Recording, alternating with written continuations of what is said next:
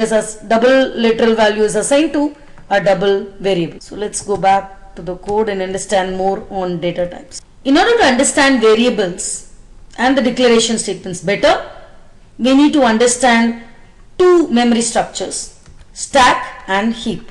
When you execute a program, operating system provides a process and a memory.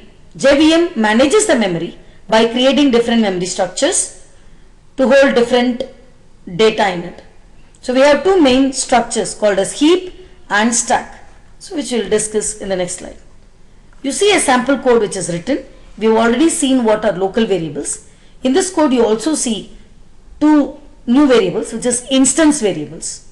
So instance variables are created as a part of the class. They are data members of the class and they are declared outside the methods. Local variables are created inside the methods. The local variables can be of primitive types or they can be of reference types. So reference types are nothing but objects. Now you see in the diagram that there are two memory structures represented. One is stack and the other one is heap. The stack frame is created for each method. As soon as the method ends, the stack frame is also destroyed. Reading and writing into the stack is much faster than writing into the heap. The size of the stack is decided at compile time. On the other hand, the memory which is to be allocated at runtime is provided in the heap. Heap is larger than stack and managed by a garbage collector. Whenever we create reference types, the values for all the reference types are held in the heap and the identifiers for the reference or the address is stored in the stack. We create two local variables, local variable 1 and local variable 2. So the values as provided here. You can see that the variable and allocated memory in stack and the value is also stored in stack. So see the third variable reference 1. So this third variable is not of the primitive type but of reference type.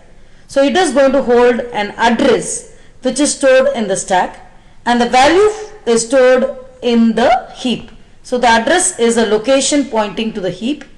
So the value of this object corresponds to the instance variables. So we have two instance variables here and the values are 20 and 34. You find that the memory is allocated for the object and heap and assign an address and that address is stored in the stack. So whenever you have objects and the size of the objects cannot be determined and you have to dynamically allocate memory, then we always use heap. All the local variables on the other hand are allocated on stack and the instance variables are allocated on heap. So whenever a method ends, as soon as the reference is lost, when the memory is full, the garbage collector will automatically remove this object from the heap. So this allows the programmer to concentrate more on logic and not to worry on the memory management, since JVM takes care of automatically allocating and deallocating memory from the heap. So we have understood how to work with variables. Now let's see how to create a constant variable in Java. You create a constant variable in Java with the help of a final keyword. So once we say a constant is a fixed value, so therefore it cannot change. So once you declare a variable as final, so its value cannot change. You can see in the code here, so finally int x equal to 20, we declare one more variable int j equal to 20, I assign x equal to j, not possible since x has already been assigned a value. So we would like to test it, so let's declare a final value here, so final int x. I assign a value x equal to 20 here and let's reassign a value to x as 30.